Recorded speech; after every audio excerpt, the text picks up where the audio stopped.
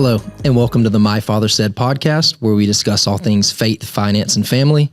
I'm one of your hosts, Ryan. I'm both a father and a son. And I'm Robert. I am a father and son as well. And today, we have a very special guest with us. I'm Beth Gierhart, and I am a mother and a daughter, and I'm bringing a special perspective today.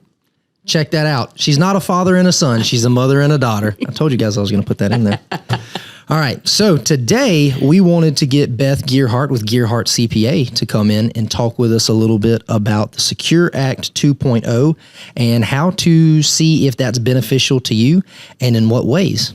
But before we get into that, we've got a couple of questions about Miss Beth Gierhart herself. So, Beth, you are a CPA, CFP, and a CTP, right? That is correct. Lots of C's. Would you tell us what exactly that means? A CPA is a certified public accountant. Everybody's heard of that. Mm-hmm. A CFP, everybody's heard of that because Ryan's one as well. There we go. Certified financial planner.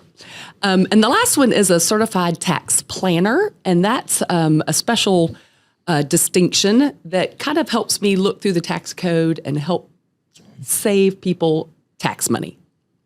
Everybody enjoys saving tax money. Legally. Is that tax evasion? No, or tax legally. Avoidance? It's legally. That is good. That is good. Now, correct me if I'm wrong. Those three designations, you are the only tax professional in the state of South Carolina that has all three of those, right? That's correct. One of a kind. I am a unicorn. That is impressive. That is good. So let me ask you this as well. When you are not doing tax planning, tax strategy, tax prepping, how do you like to spend your time? What do you do? I like to hang out on the lake with my family, my husband, and our boat. That's been a lifelong dream. I like to read for fun, not tax. And my husband and I recently became empty nesters, and so we picked up a hobby together, and that is shooting. Nice. At each other? No. Or at the neighbors? Or No. What are we talking At targets. about? Okay. Yeah, we want to make sure that we're clear Right. about that we're not just randomly riding down the highway and just, Nope. oh, there's the target. Very controlled. Okay. Very controlled. That's good. That's good. That's good. Okay. So, Who did you invite? hey, don't say anything bad. You might have a good one. No. All right. So with you doing taxes professionally, you probably see a lot of fun stuff, quirky stuff, just interesting things. Would you tell us what's the funniest or just quirkiest thing you've seen since you've been doing this?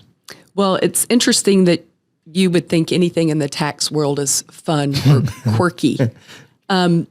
But usually it's the clients that are fun and quirky. I get interesting questions. You know, everybody wants to see if they can deduct their dog. Oh, good. Can we get a social security number and deduct the dog? They're surprised when I tell them sometimes you can, but that's only if it's a business animal with a business purpose. And then I get, strange things of, can I deduct this and that? And, sometimes it's humorous and sometimes they're serious. So. Has anyone ever successfully gotten a social security card for their dog? No. No? Okay. No, we've yet to figure that out. I've not found the loophole.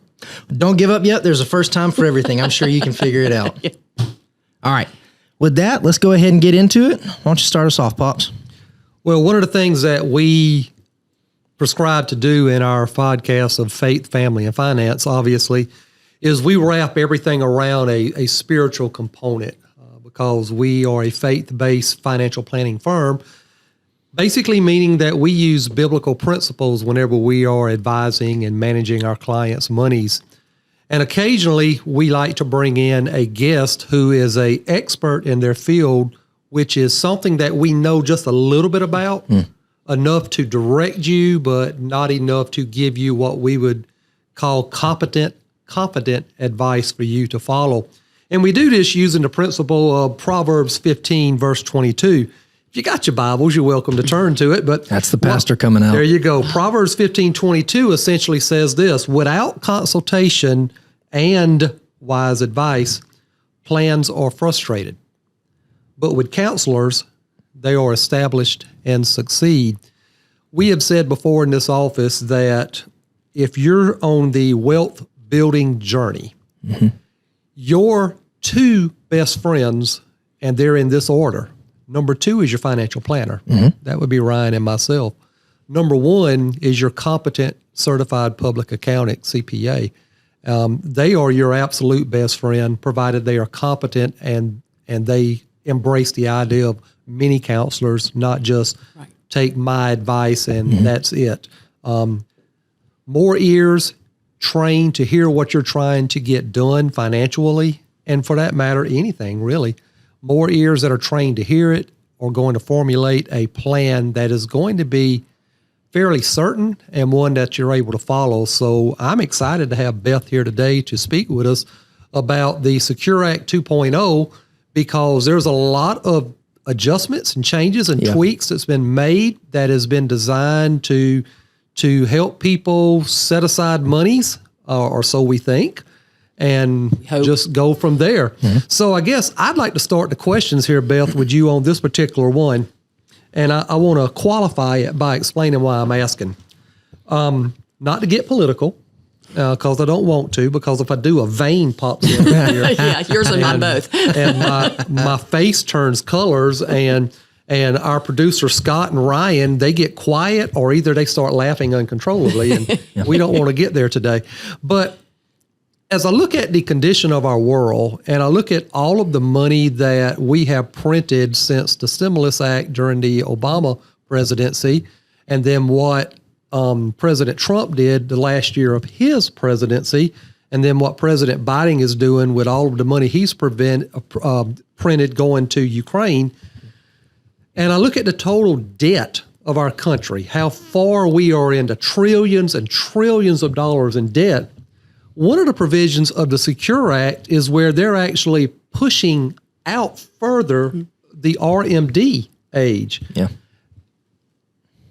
From a tax professional standpoint, and I'm thinking the government would at the very least leave it the age where it's at so that they can collect taxes sooner to try to pay off some of that debt. Why would they actually push that back? I think that's an excellent question, and I do not know. But the answer to most everything in the tax world is it depends. But I think the thought was that they're trying to stretch out the amount of time that people can, since they're living longer, maybe they're stretching that year that they can take the money out to later. And they might be doing that to, help with the pull on Social Security. I'm just not sure. It struck me as odd too, and I didn't research it enough to see if there was commentary on why they were doing that. But my guess is it's because people are living longer, and so they're trying to have money available for those people to live longer, rather than forcing them to take it out earlier. It's bizarre how as I try to think in the simplicity of my mind, how the math in there even adds up. But I'm always curious when I talk to different tax professionals or people who's exposed in that area, I present that question because it seems to me it is counterintuitive to what you would normally think you would do. Yeah, it is. Yeah. You're right. And, a lot of times there's things in the tax code that make no sense, but I'm sure there was a driver for that. But sadly, I'm not sure what it was. But I think it's a good thing for taxpayers. And that's great. Yeah. And I encourage good things for taxpayers. Well, good deal. Good deal. Well, we got a few questions we'd like to ask. Certainly. And we would like for you to share with us your wisdom and insight. And let's have some fun. All right. Since we're talking about making and saving money, let's have some fun. Yeah. Ryan? I have one that is burning in my mind. And I don't know why, because my dad has made it abundantly clear that I will not get an inheritance from him. But Secure Act 2.0, did it change anything in regard to inherited IRAs? Well, there's been a lot of confusion and discussion on inherited IRAs. It did change inherited IRAs. It did change how the non-spouse would inherit the money. Okay. Used to be different rules. Now the rule is you pull it out over 10 years, but there's been so much confusion on it. And the IRS hasn't really put out a definite answer to that. So they've basically waived any penalties associated with that for 21, 22, and 23. Oh, no kidding. There isn't great guidance. So if someone was supposed to have taken an RMD after the person died, but they didn't because there wasn't definitive concrete guidance, that will be waived. Really? Yeah, which is great. Like I said, it is confusing. Especially it depends on whether they had started the RMD before they died. Mm-hmm. Sometimes that takes a while to figure it out. Mm-hmm. And then did they need to take it? Did they have to take 2 RMDs in 1 year? It was just very confusing. So they expect that there'll be additional guidance for that this year, 2024. We could all sit around and wait for that. But certainly if you're in that position, there's more guidance coming. Good. So they reduced the penalty from 50% to... Well, so that's different.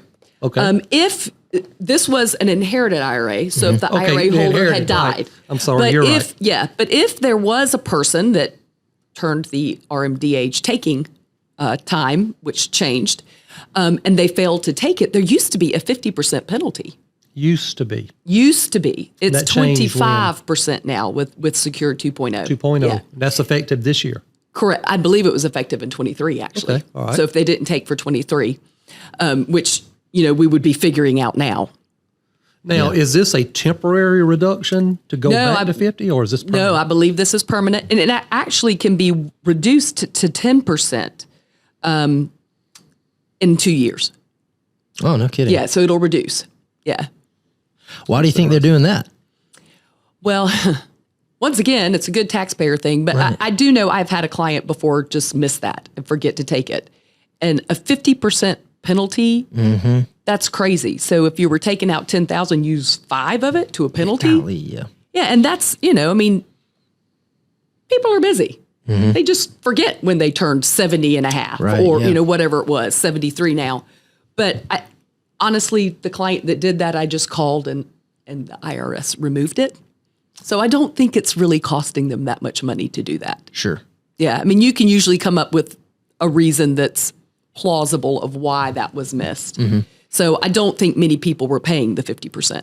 So did I first place. understand you, Beth, to just say or to allude that if a person has an IRS problem or they receive a penalty notice from the IRS, that you can just call and the IRS will remove it? That's what Not I heard. always. That's what I heard. Not always. However, I do suggest you have your CPA call because there are ways. We do have ways with our IRS bat phone if we can get through to get some of those penalties removed. That was one, and pretty much I think they recognized that 50% was insane. I mean, that's more than a slap on a wrist. Yeah. And so usually if the person could have been sick, the person could have, just especially if it was the end of the year, if you turned 70 and a half in December, well, goodness, Yeah. you really had to hurry around and get stuff done. It's also a good reason why you have excellent financial advisors that make sure their clients take the RMD when they're supposed to. And the RMD is a required minimum distribution, just in case no one Glad knows you that. clarified Yeah. that. I was thinking, what does that mean? What is an Yeah, right. R&D? Yeah, no, yeah. Yeah, You're like, oh gosh, we were supposed to be doing that. Yeah. What are you talking about? Yeah. I've been doing this 30 years. I've never didn't heard know of what an that meant. RMD. Yeah. An R&D. What is Pretty what is incredible. that? Well, you know what? Oh, go ahead. I'm Yeah, sorry. when you were talking about, wise counsel, I think that's kind of what that Bible verse is. It's great if your professionals actually speak to each other too. I work with a lot of clients that have financial advisors, and bouncing ideas off of them is a great idea. There's things financial advisors know about their clients that I don't know. And if just, picking Ryan's brain, he might say something and that triggers an immediate tax deduction they could be getting for something. So those parties need to be knowledgeable, but they also need to work well together. Good deal. Well, several years ago, the financial services industry and of course our leaders in government introduced 2 really neat plans. They introduced the 529 college savings plan, Right. and then they also introduced a Roth IRA option.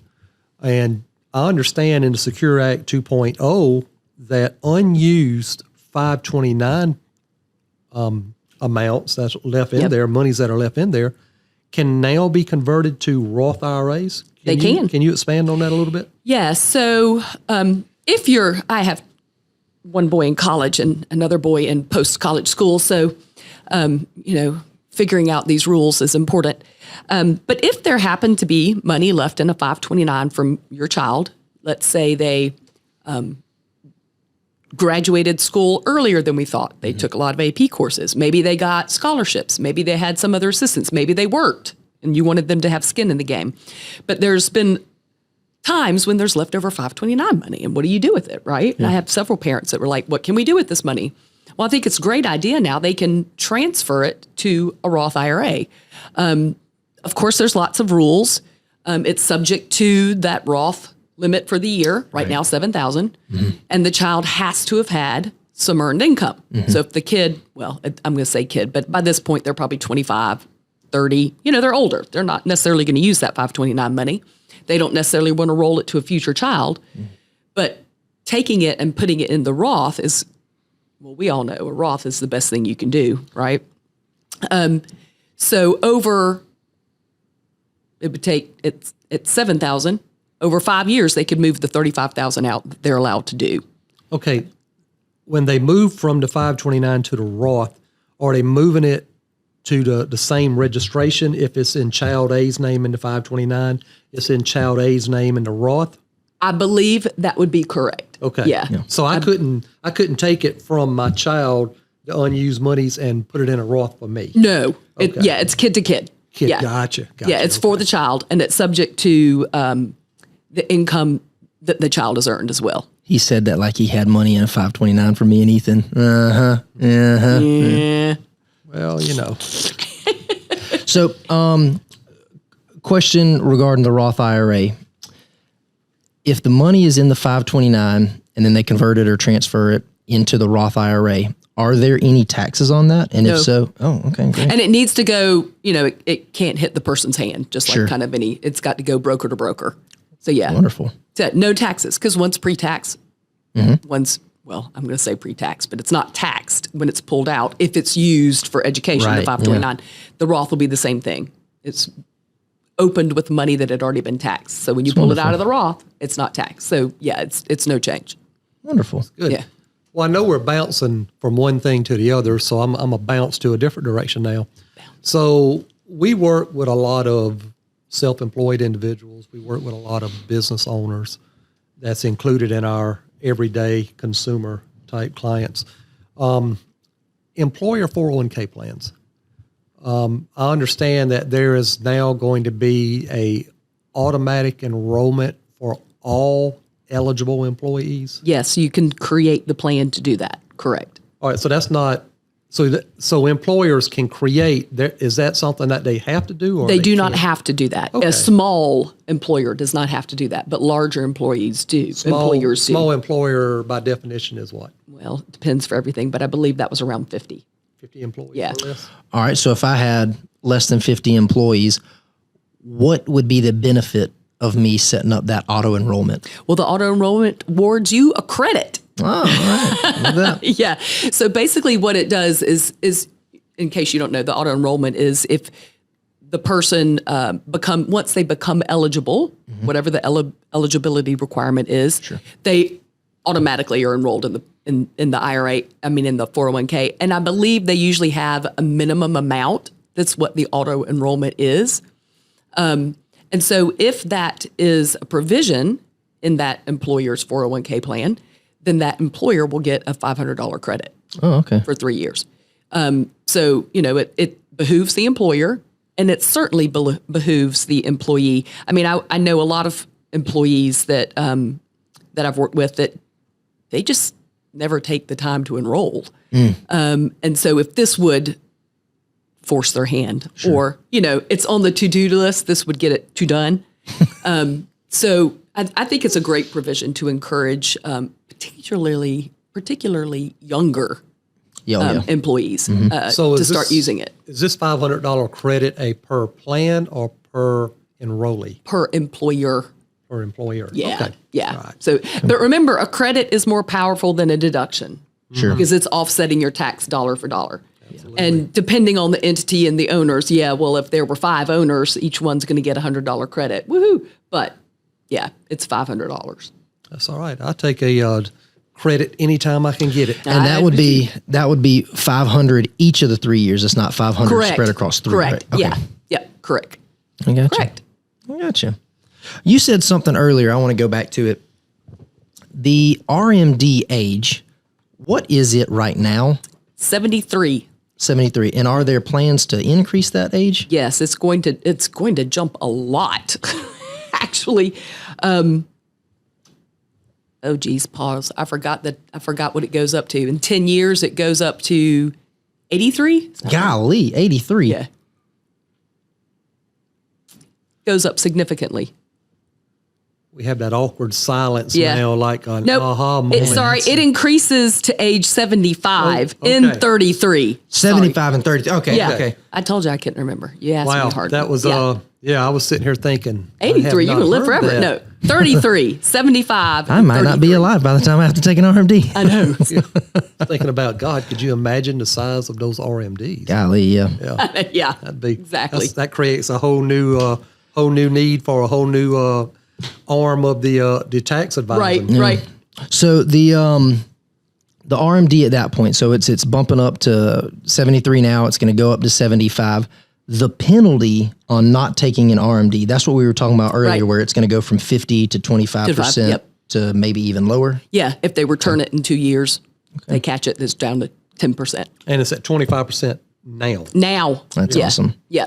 Yeah. Okay. But the good thing about, we were talking about Roths, the good thing about Roths is you don't have to take an RMD. That's right. Yep. No RMD on a Roth. So even better.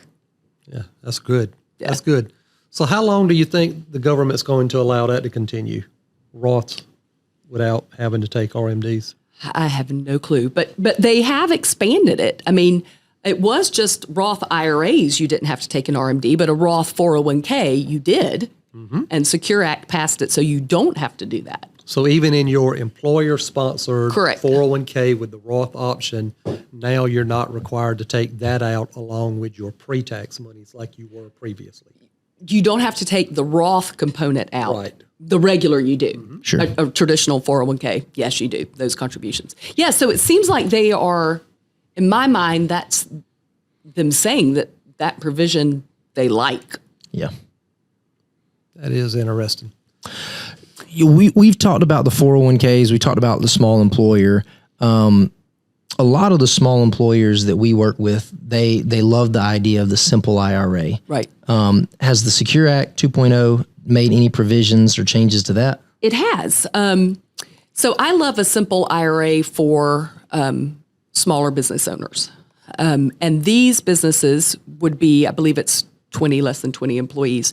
They can actually do a 10% higher deduction or employee contribution. And the match that the employer does can also be 10% higher.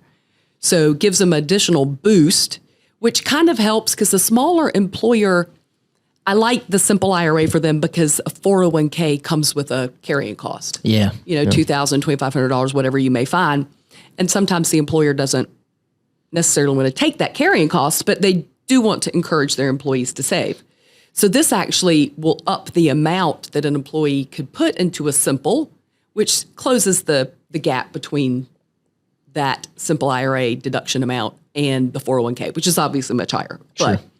But so I think it's great for small business owners and employees. So that's an option now that is available only to small employers. Correct. What about people with single person 401k? Yeah, so there's so if you're so we call them a solo K. Right. If you're a business owner, you're an LLC or a sole proprietor, an LLC that's not taxed as a corporation, just one employee, you can now open, well, you've always been able to open a 401k after year end, right? But you couldn't do the employer or employee contribution because it was after the end of the year. Yeah. So if you opened it now as a tax savings and investment strategy, you were losing that big chunk that you could have done as the employee contribution. So they made it with the Secure Act that if you opened it after the end of the year, in the first year of the plan, not every year, you could fund the employee deferral and the employer deferral before you file your return. So I think that's pretty awesome. Yeah. Because a lot of employers, those solo owners, they don't often know how, this is sad to say, but they don't often know how much they made for the year until we sit down at tax time or they look at their books at the end of the year and they're like, oh, wow, I made way more than I thought. What can I do? You know, we always had a SEP IRA. We could do that. But the 401k, I prefer over the SEP. You usually will get a larger deferral amount, plus the business owner can borrow from it if it has a loan provision, which is important for a small business owner, that all their funds not be tied up in somewhere they couldn't get it back out if they needed to. Well, now, I know I'm really starting to bounce all over the place, but some of your answers are creating I'm sure opportunistic questions in my mind. So for business owners who do not know how much they're really making until the end of the year, is it advisable for them to maybe come see their CPA Always. multiple times throughout the year? Always. Those aren't my clients. I know what my clients are, how my clients are doing. But there are a lot of people that don't. You know, either they're not keeping accounting records. I mean, once again, we talked about a solo owner, and they could be out doing whatever they're doing. They know they're making money, but I work a lot of people, and I say, "This is how much you made," and they're like, "Where'd it go?" Right? Because they don't have a budget, which y'all have talked about, and the importance of a budget, which y'all have talked about. So, yes, they should be working with their CPA throughout the year so they don't get to after tax time and go, what am I going to do? I got you. All right, so another question I've got, and everything I have read so far about the Secure Act, I do not believe I've seen anything in there where the Secure Act 2.0 touches or addresses anything with Social Security. Am I correct, or did I miss something? Yeah, I didn't see anything with Social Security. Okay, all right. Okay. 401ks.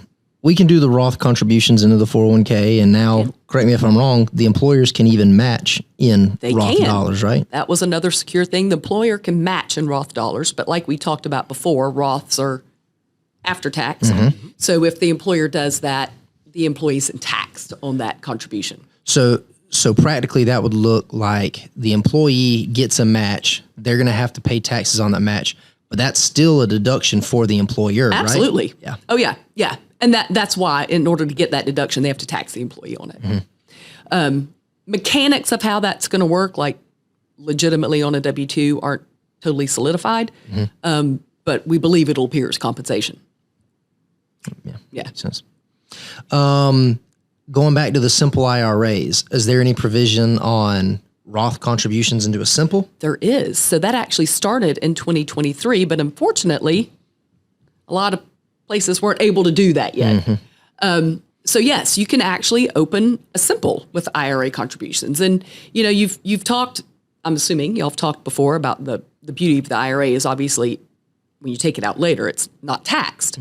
And the goal there is you want to put it in when your tax rates are lower, take it out when your tax rates are higher. Sure. Right. Yeah. So you've got that arbitrage savings there. You know, we're at historically low tax rates right now. And we're looking at significant tax changes in 2026 when the Tax Cut and Jobs Act expires. What was that called? The Tax-mageddon? Tax-mageddon is what, you know, that's fun stuff in CPA land. Tax-mageddon. It's when all those lower tax rates, higher standard deductions, all those things are going to sunset. They're going to stop. That implies to me that tax rates will go up, which makes a Roth look better. You have just depressed me beyond imagination. I know. Yeah. Because you said that we are at historically low tax rates, and that's true. But they still feel so high when I gotta pay them. Yeah, yeah. When you're seeing it come out of your check, and you know I'm talking about in tax. We could talk all day about the stuff that comes out of your check and really what it comes down to. I've calculated for tax for some clients, and it comes out to 50%. Wait, I want to say something. The taxes are historically low compared to what, 1776? Because they're pretty high compared to that. I know, right? Yeah.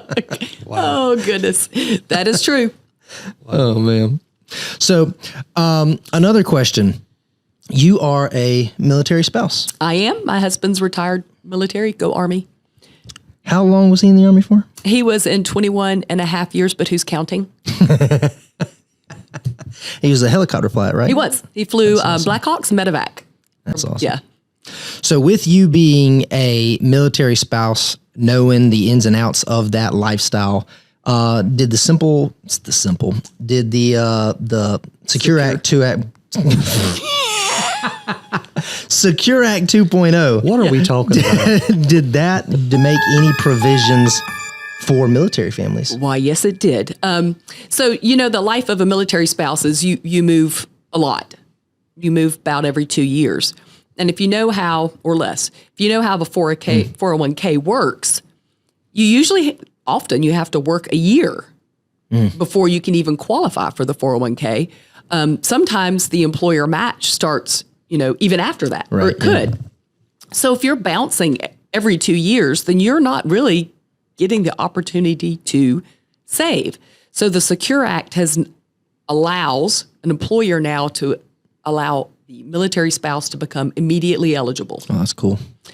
So they can immediately start contributing.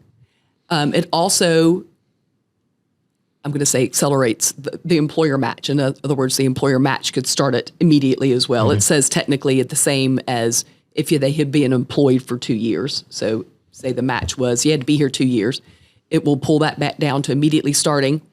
And it will have 100% vesting for that match. Yeah. Because usually match, if you left after 1 year, you don't take all of it. Yeah. So I think that's incredible for military spouses. They have a hard enough time building a resume because they're jumping. Mm-hmm.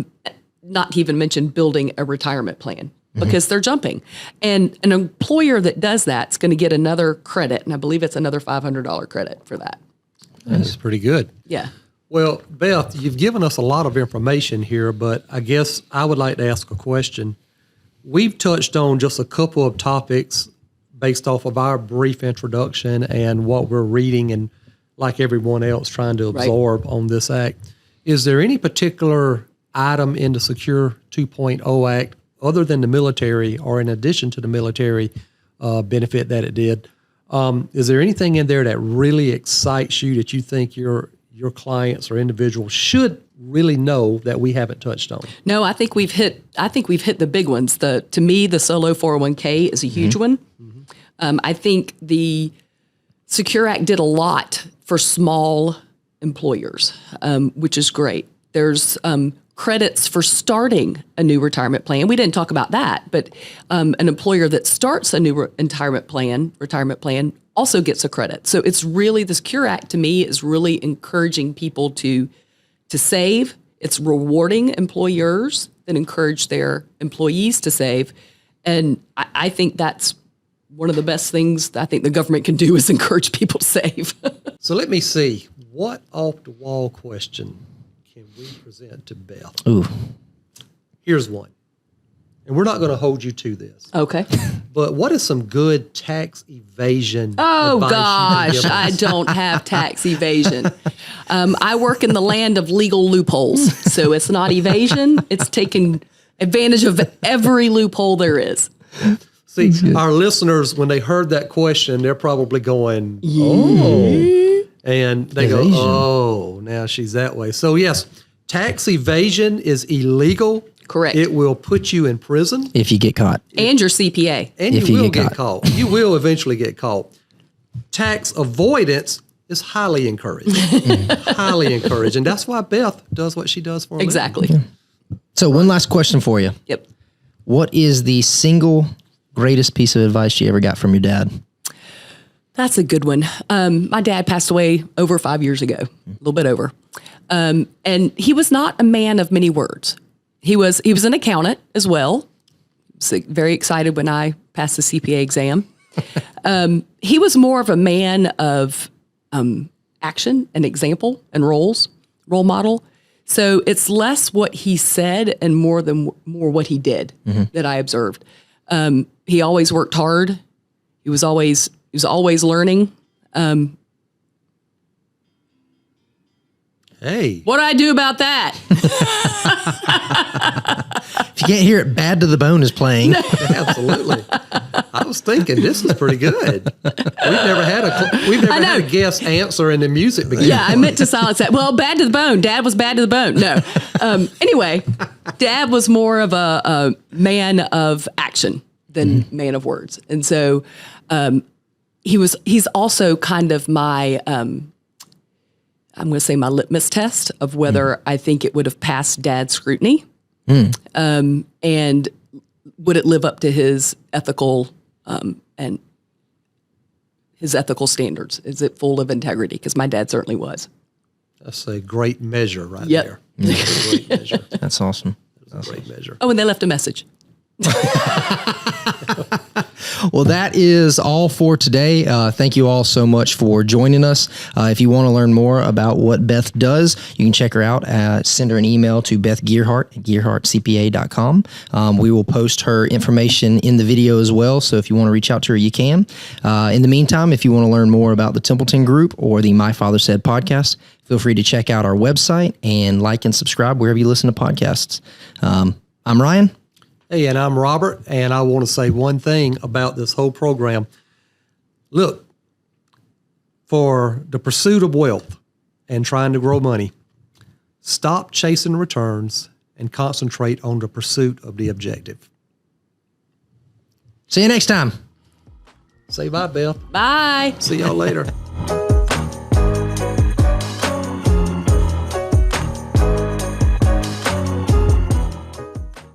The opinions voiced in this video are for general information only and are not specific advice or recommendations for any individual. All performance reference is historical and is no guarantee of future results. All indices are unmanaged and may not be invested into directly. Economic forecasts set forth may not develop as predicted, and there can be no guarantee that strategies promoted will be successful.